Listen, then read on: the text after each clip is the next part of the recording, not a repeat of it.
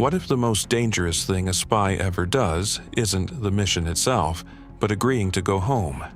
Tehran, 2014. A man in his mid-50s sits in a dental chair in a clean, well-lit practice in northern Tehran, adjusting a patient's bite plate. He is soft-spoken, precise. He has the kind of hands that people instinctively trust. His name, on the placard outside the door, reads Dr. Kamran Esfahani. His staff calls him Doctor. His patients call him Doctor. His cousin down the street calls him by his childhood nickname. Nobody calls him by what he actually is. There is a particular kind of invisibility that only a certain kind of person can achieve. Not the invisibility of disguise, wigs, accents, fake passports. That kind of invisibility is fragile. It cracks under pressure.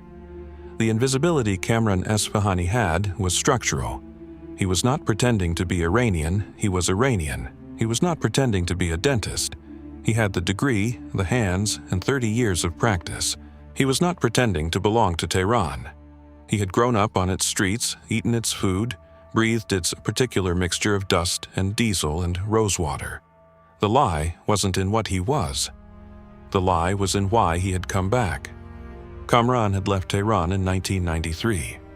He was 24 years old, newly trained, with a suitcase, and the particular exhaustion of someone who has spent their entire life measuring the distance between what is permitted and what is possible.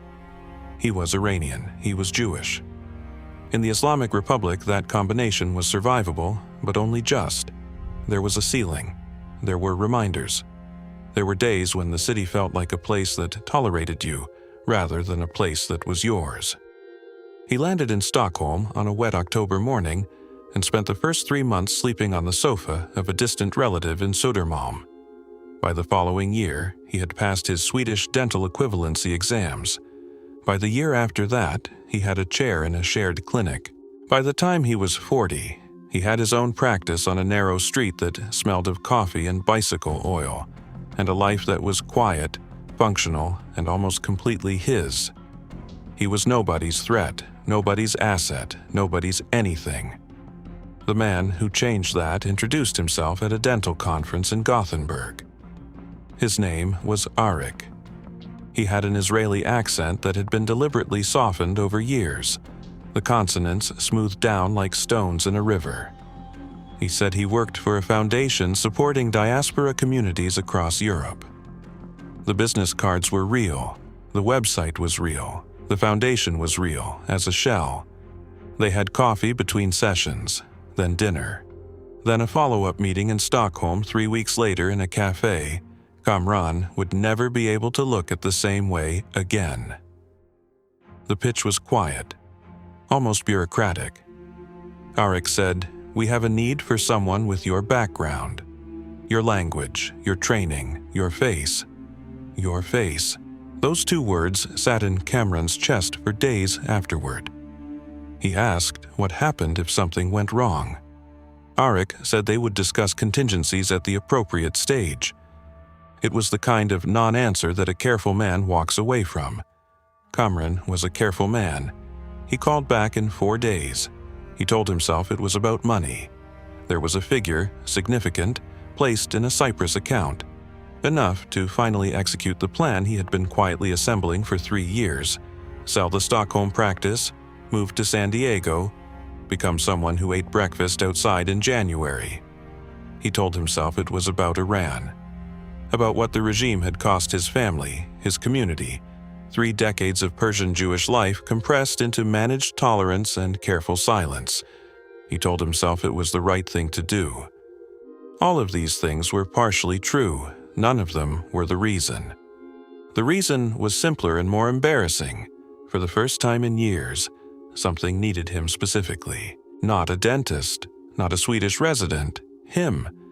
Kamran Esfahani, with his particular face, his particular language, his particular history. He said yes because he had forgotten what it felt like to be necessary. The construction of his legend took 11 months. This is worth dwelling on. 11 months of architecture before a single brick was laid in Tehran.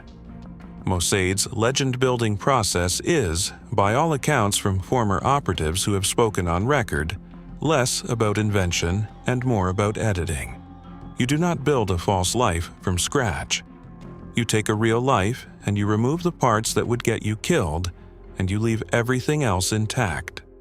Kamran's cover required no invented biography. He had left Tehran in the early 1990s, true. He had trained in Sweden, true. He had built a practice, true. The reason for his return was adjusted. Not disillusionment with the Islamic Republic, but professional ambition, family feeling. A man in his 50s rediscovering his roots. The best lies, Eric told him, are the ones where you only have to remember what to leave out. But editing a life means the original version still exists, and the original version had witnesses. His father, in Solna, was told Kamran was doing consulting work in Eastern Europe. His daughter, studying architecture in Gothenburg, was told something similar. A long project, hard to explain. He would be in touch. Both accepted this with the particular ease of people who had learned not to press him. Kamran had always been private. This felt like more of the same. Then there was Dariush.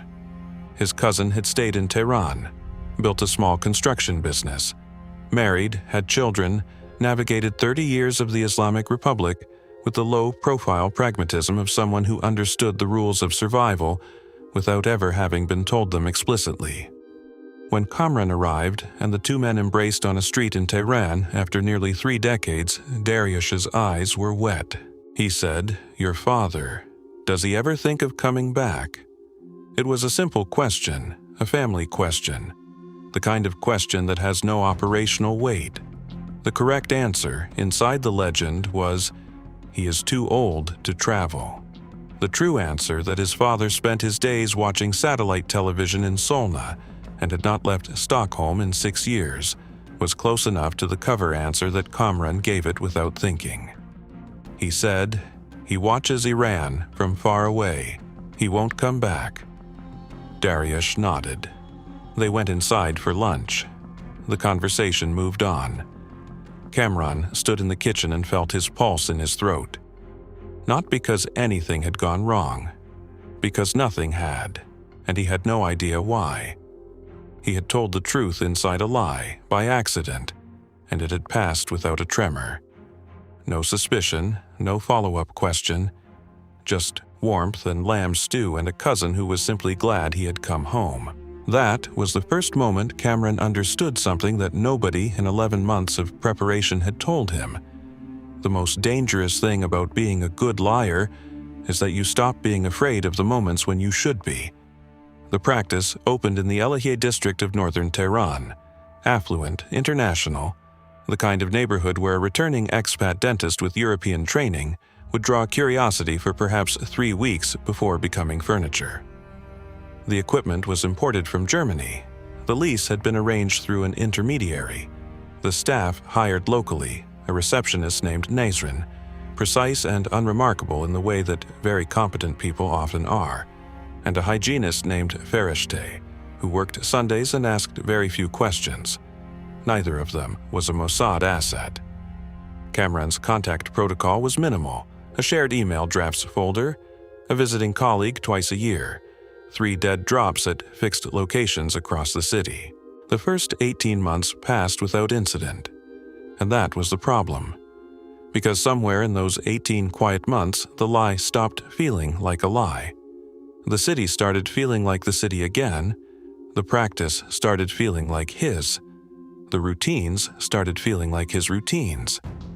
And a man who had agreed to perform a version of himself had started to wonder, very quietly, in the space between one patient leaving and the next one arriving, which version was the performance. That question had no safe answer. He did not stop asking it. The first thing you learn about a city when you work inside people's mouths is that rank means nothing in a dental chair. A brigadier general with 3 medals and a ministry car still grips the armrest when the drill starts. A senior judge still looks at the ceiling and breathes through his nose and makes small sounds he would never permit himself elsewhere. People are honest in dental chairs in a way they are nowhere else.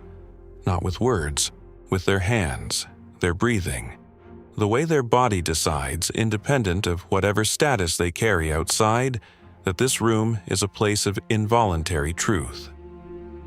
Kamran had spent 30 years understanding this. The Ilahi practice pulled its clientele from the professional and bureaucratic class of northern Tehran almost immediately. Not because of Mossad placement, because of referral. One patient tells another. A wife mentions the new dentist to her husband's colleague. The colleague's secretary books an appointment. The practice fills. Within 14 months, Kamran had a 3-week waiting list. What moved through that waiting room was not tactical intelligence in the way that phrase is usually understood. There were no weapons programs being discussed in the chair. No troop movements confessed between rinses. What Kamran was assembling, piece by piece, was something more durable and in some ways more valuable, the connective tissue of a social network. Who came in together? Who asked after whom? Whose appointment was canceled the week after a known political realignment? Who had stopped coming entirely after a certain date, and why?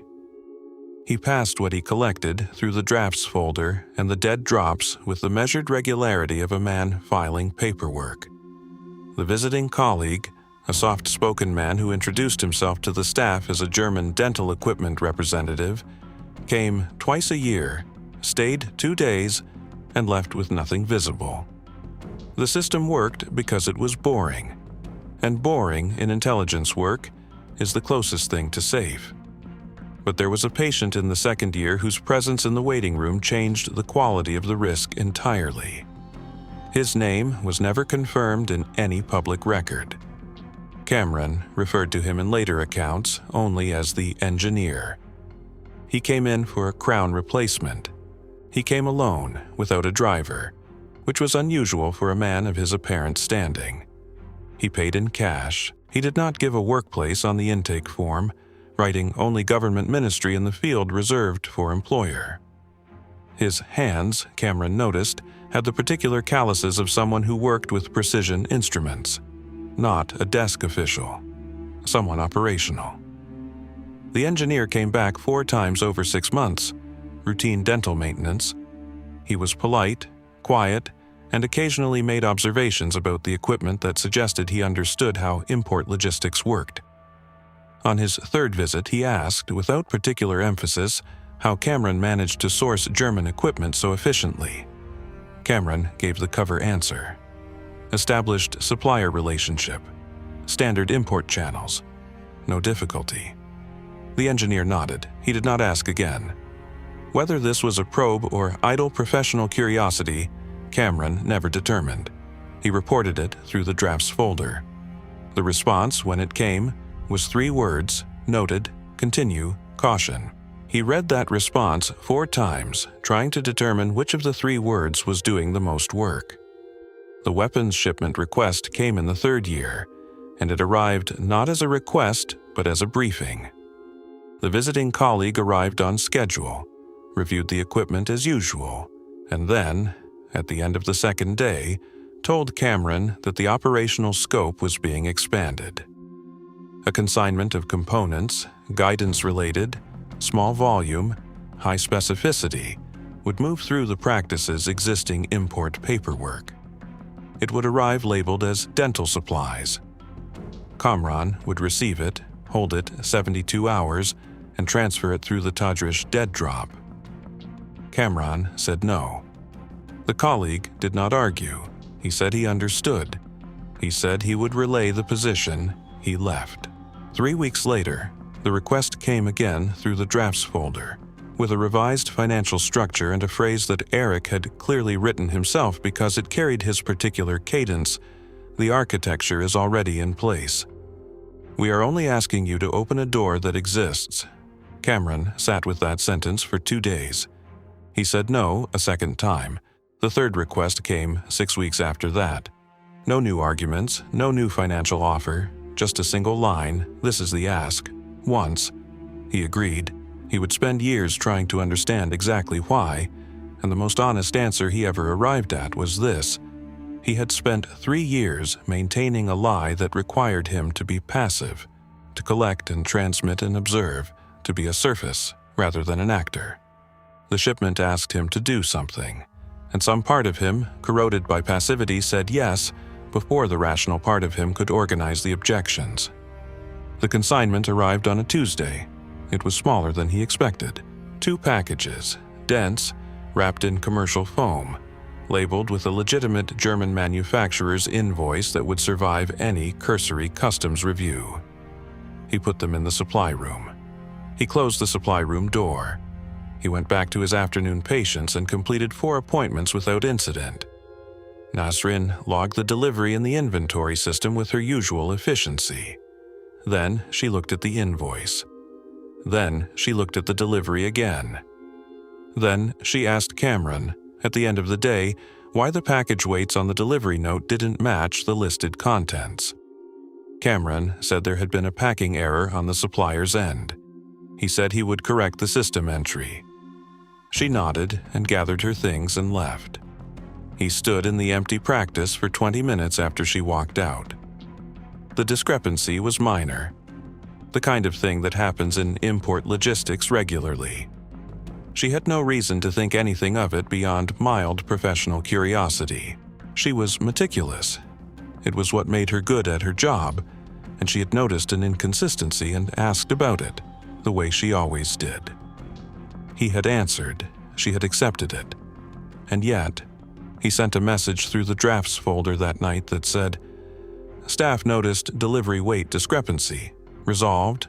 Advise." The response came back in 4 hours, standard. No action required. He wanted to believe that. He almost did.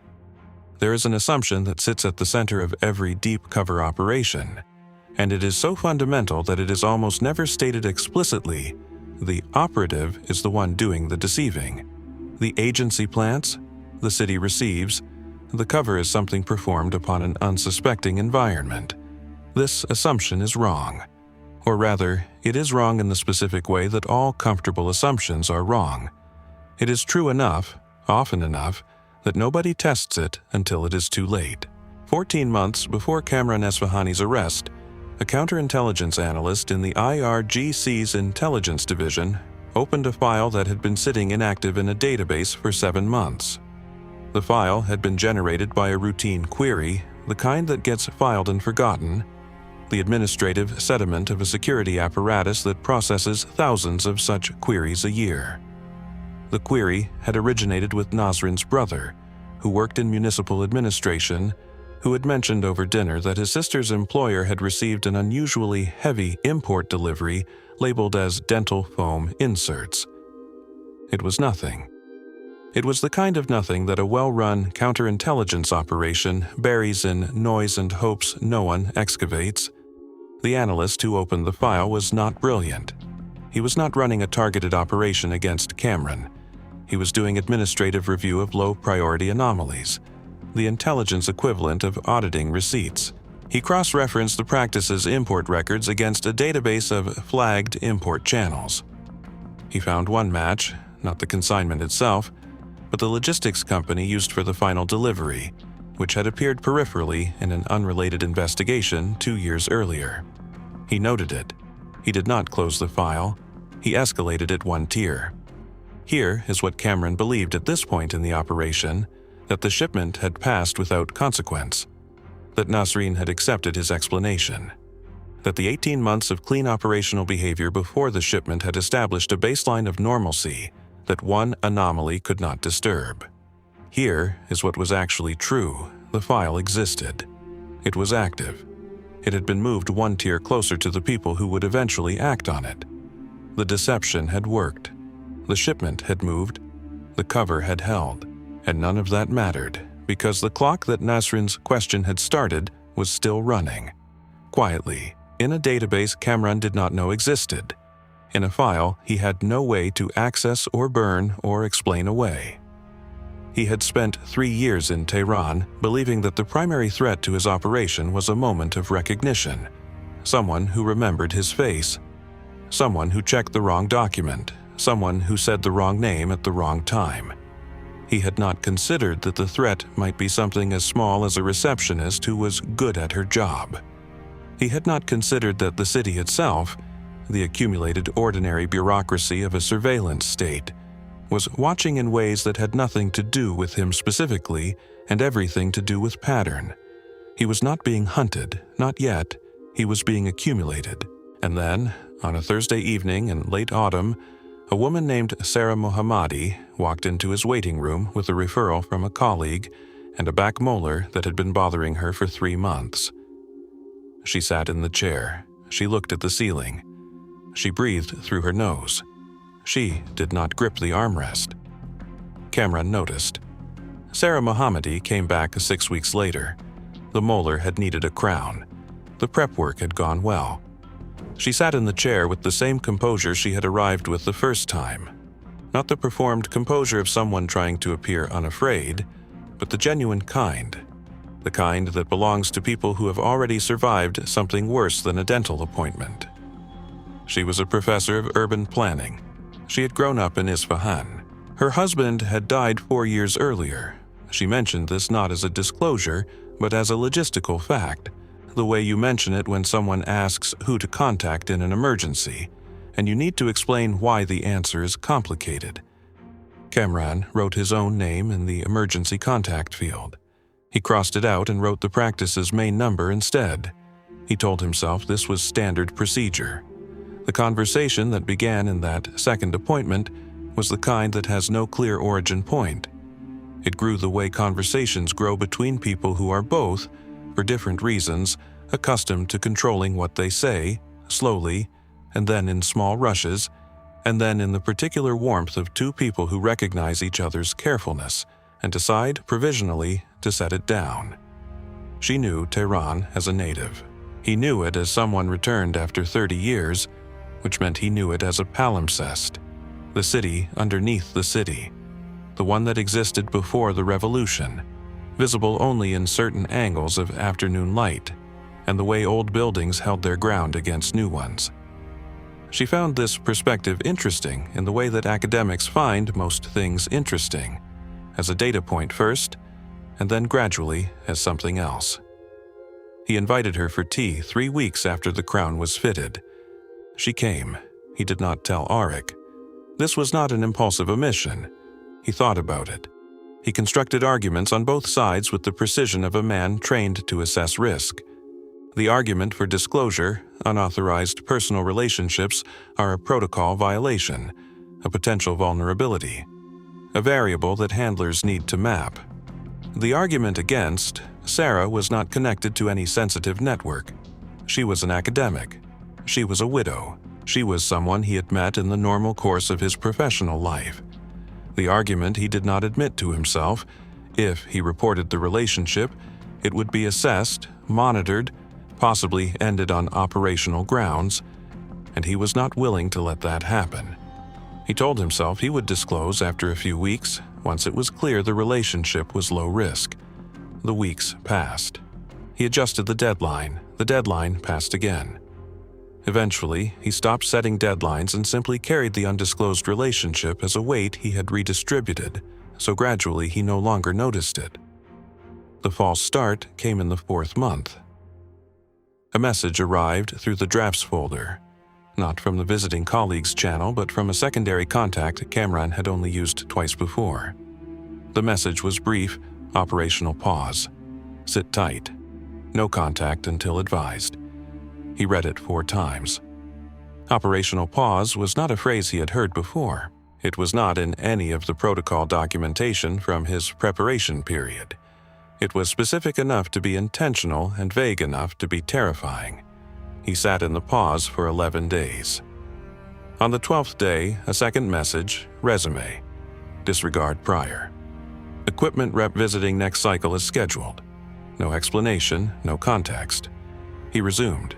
He would later understand that the pause had been triggered by a compromise in a parallel operation, unrelated to his, in a different city, involving a different asset.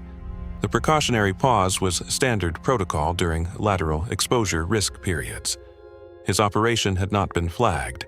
He had not been the subject of the pause at all, but for 11 days he had sat in his practice and his apartment and his occasional evenings with Sarah, and believed with quiet certainty that the operation was over, that someone had been caught and had talked, and that the practiced bureaucratic knock on his door was simply a matter of timing. He did not run. This is the detail that matters most in those 11 days, and it is the detail that reveals something Cameron himself could not fully articulate at the time. He did not run because he did not want to, not primarily out of operational discipline, not primarily out of a rational assessment that running would confirm guilt and accelerate capture. He did not run because Tehran had become, somewhere in the preceding months, the place where his life was.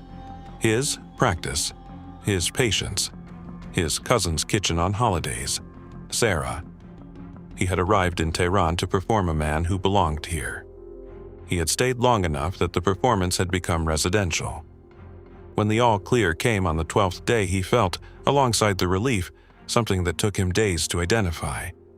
It was disappointment, faint, almost imperceptible, but there. The pause had offered him an exit with plausible operational justification, and some part of him had wanted to take it and had not. The near abort came 6 weeks after the all-clear, and it came from inside the practice. Nasrin arrived one Monday morning and asked if she could speak with him privately before the first patient. She sat in the chair across from his desk, not the dental chair, the administrative chair, the one for billing conversations, and told him that she had received a call over the weekend from a man who identified himself as being from a government ministry office, asking routine questions about the practice's import suppliers. She said she had answered the questions. She said the questions had seemed standard. She said she was telling him because she believed in keeping him informed. She looked at him steadily while she said this. Cameron thanked her. He said this kind of routine compliance check was normal for practices with international supply chains. He said she had done exactly the right thing. He asked what ministry the man had identified. She named a ministry that handled commercial licensing. Plausible. Routine. He held her gaze for slightly longer than the conversation required, then looked down at his desk and began reviewing the morning schedule. She went back to the front desk. He sat in his office for 23 minutes between that conversation and his first patient, and in those 23 minutes he ran every abort calculation he had been trained to run. The variables were one phone inquiry, plausibly routine, from a ministry with legitimate jurisdiction over import practices. One receptionist who had answered the questions and told him immediately. No indication of follow-up. No surveillance indicators in the preceding weeks. No anomalies in the dead drop locations. No change in patient behavior. The rational assessment was, this is noise. Commercial compliance checks happen. Nasrin has no reason to deceive him. The correct action is to report it, monitor, and continue. He reported it. The response came back within 12 hours, standard commercial audit cycle. No operational concern. Continue. He continued. The incorrect assumption, the one that would cost him everything, was this, that a phone call to the practice was the extent of the inquiry, that the government ministry caller and the file sitting in the IRGC counterintelligence database were unconnected, that these were two separate administrative threads in a large bureaucratic system that did not talk to each other. They were the same thread. The commercial inquiry had been the second step of a three-step verification process designed to look routine at each stage. He did not know this. He could not have known this. But his training had told him to trust a clean operational response from his handlers, and his handlers had assessed the situation from a distance without access to the information that would have changed the assessment. The false release moment came on a Saturday. Sarah had asked him to come with her to look at a neighborhood in the old city she was researching for a paper on pre-revolutionary urban planning. They walked for 2 hours. He knew the streets from childhood and she knew them from maps, and they navigated in the particular shorthand of two people who have stopped pretending they are just passing time together. At a certain point, she stopped in front of a building that had been a private home before the revolution, and was now a government office, and said, "What did it feel like to grow up here?"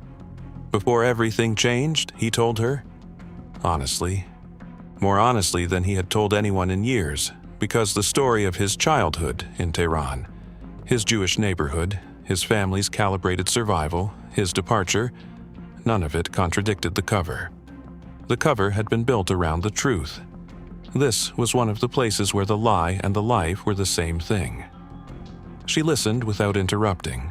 When he finished, she looked at him for a moment and then looked back at the building and said, "I feel like I almost know you. Almost." He said, "You do know me." She nodded, in the way people nod when they are not sure they believe something but want to. He walked back to his apartment that evening feeling, for the first time in months, that the weight he carried had distributed itself into something almost bearable. That the operation, the cover, the accumulated risk, all of it had somehow resolved itself into a life that was sustainable. He was more exposed at that moment than he had ever been. He felt safer than he had since arriving in Tehran. The arrest did not announce itself. There was no surveillance van outside the practice. No plainclothes officers in the waiting room for weeks beforehand. No choreographed closing of the net that Kamran could have detected if he had been paying closer attention. The IRGC's counterintelligence unit did not work that way. They did not close nets. They let them hang, invisible, until the moment they chose to pull. The moment came on a Wednesday evening in late October. The last patient had left at 6. Fereshte had gone home at noon. Nasrin had gathered her things at 6:15, said goodnight, and walked out into the street the way she walked out every evening, without ceremony, without looking back. A man came in at 6:30. He was alone. He showed credentials in the quiet, practiced way of someone who has done this many times and finds no drama in it. He said, "Dr. Esfahani, we need you to come with us to answer some questions." Kamran turned off the operatory light. He locked the supply room. He picked up his coat. He did not run. He had already made that decision 11 days into the operational pause in the quiet of his apartment, without knowing he was making it. The first interrogation began at 9 that evening and lasted until dawn. The general, Kamran would learn the title before he learned anything else about him, did not open with evidence. He opened with tea and a yellow notepad and a question so mild it seemed almost administrative. "Tell me about your practice. How did you decide on Elahi?" Kamran gave the cover answer. The general wrote something on the notepad. He asked another question equally mild. Kamran answered. This continued for 3 hours, the general assembling, through ordinary questions, a structure of answers that Kamran had now committed to, that could later be tested against what the general already knew. It was not an interrogation in the way the word usually implies. It was an architecture project. The general was not looking for what Kamran would admit. He was building a model of what Kamran would insist on, so that the model could be demolished at the time of the general's choosing. At 2 in the morning, the general set down his pen and said, "Tell me about Sarah." The cold that moved through Kamran at that moment was not fear in the conventional sense. It was the specific cold of a man who has been carefully maintaining a structure and suddenly understands that someone else has been living in it alongside him, unseen, the entire time. He said, "A patient." The general said, "Of course." He wrote something. He did not look up. That was the end of the first session. Kamran would later understand the precision of that timing. The general had asked about Sarah not because Sarah was the primary intelligence concern, but because the question established something crucial, that the investigation had reached into the parts of Kamran's life that he had kept off the operational record. The parts he had protected not from the IRGC but from Mossad. The undisclosed relationship was not how they had found him, but it was how the general understood him. And understanding was, in the general's methodology, more useful than evidence. The evidence came later. The import discrepancy, the logistics company cross-reference, the phone inquiry to the practice that had been the second step of a 3-step process Kamran had categorized as noise. The photograph of the visiting colleague, taken at a European conference that had been retrospectively identified as a Mossad-adjacent organization. Each piece individually dismissible. Together, a weight that no cover story could hold. Kamran had built his cover to survive any single point of failure. He had not built it to survive the slow accumulation of the ordinary. The operational damage unfolded before the confession was complete. Within 72 hours of Kamran's arrest, the visiting colleague's channel went dark. The shared email account was burned. The logistics company used for the guidance components consignment was dissolved within the week, its principals relocated, its records sanitized as thoroughly as a 10-year-old commercial entity can be sanitized in 72 hours. The 3 dead drop locations were compromised by the 4th day. Not because Kamran gave them up immediately, he didn't, but because the IRGC's counterintelligence unit had already identified 2 of them through the same long-term surveillance of the Tajrish Bazaar area that had formed part of the case file. Kamran, confirming them under interrogation, merely allowed the general to close the circle. The network map that Kamran had spent 4 years assembling, the connective tissue of Tehran's professional class, the relationships and schedules and social adjacencies that Mossad's analysts had been building into a strategic portrait, was now also the map of everyone who needed to be investigated for potential exposure. The asset that had provided intelligence on a network became the means by which that network was alerted. The engineer, the patient whose hands had calluses from precision instruments, was never seen at the practice again after the arrest. Whether he was questioned, relocated, or simply ceased his dental appointments as a precaution, the record does not show. The weapons consignment that had moved through the practice, the decision that Kamran had refused twice and accepted on the 3rd ask, became the operational thread that produced the most significant downstream consequences. Not because it was discovered immediately, but because tracing its movement backward exposed the import channel that had been used for 2 additional logistics operations Kamran had not known were running through adjacent infrastructure. He had been one node. He had not known the shape of the network around him. His handlers, following standard compartmentalization protocol, had ensured that he couldn't. But compartmentalization that protects an operation during normal running becomes a liability during compromise, because the operative cannot tell interrogators what they don't know, and interrogators experienced enough to understand compartmentalization know exactly how to work outward from one node to map the ones the operative can't name. The general was that experienced. Nasreen was detained 8 days after Kamran's arrest. She had known nothing. She had done nothing beyond her job with the particular meticulousness that made her good at it. Her brother's dinner conversation, her phone call, her question about the delivery weight discrepancy, none of these had been acts of intelligence work. They had been the ordinary behavior of an ordinary person functioning inside an ordinary surveillance state. She was held for 6 weeks, questioned and released. Her subsequent life, a move to Mossad, a new job, a careful distance from everything connected to the practice, is the biography of someone who survived proximity to an operation they were never part of. Dariush, the cousin, was questioned twice. He had known nothing, because Kamran had protected him with the same deliberate compartmentalization his handlers had used on him. He was released. He removed Kamran's number from his phone. Whether this was instruction or choice, nobody said. Sarah Mohammadi was detained for 6 weeks. She had known nothing because Kamran had told her nothing. The unauthorized relationship had been unauthorized precisely because it was the one space he had refused to make operational. The irony, if irony is the right word for something this costly, is that his decision to keep Sarah outside the operation was the most operationally sound decision he made in 4 years, and it was made entirely for personal reasons. She was released. Her university contract was not renewed the following term. She relocated to Canada. She teaches now at a university whose name has not been made public. She has not spoken about Kamran Esfahani in any recorded forum. She has not been asked. Kamran's death sentence was announced by Iranian state media 14 months after his arrest. International human rights organizations raised the case. Sweden's foreign ministry filed formal diplomatic protests. The case moved through the slow machinery of state-level negotiation for 3 years before a prisoner exchange framework produced a transfer. He returned to Sweden in the early hours of a morning through a European transit hub on a commercial flight. He did not return to Stockholm. He did not return to the practice on the narrow street that smells of coffee and bicycle oil. The San Diego property listings he had been quietly assembling for years were never opened again. His father is still in Solna.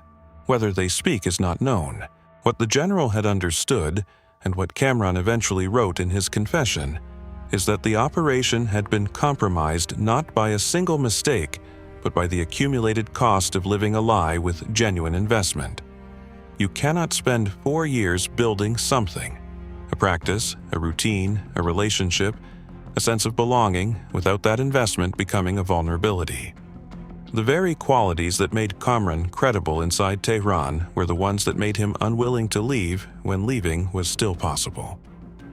He had told Sarah, on a street in the old city, that she knew him. The closer truth is that Tehran knew him. The city had simply been patient enough to wait until he forgot that he was not home. If this story stayed with you, the mechanics of how a cover becomes a life and what that costs, share it. And if you want more on the shadow wars being fought right now in ways no official briefing will ever confirm, subscribe to Hidden Ops. We'll be here.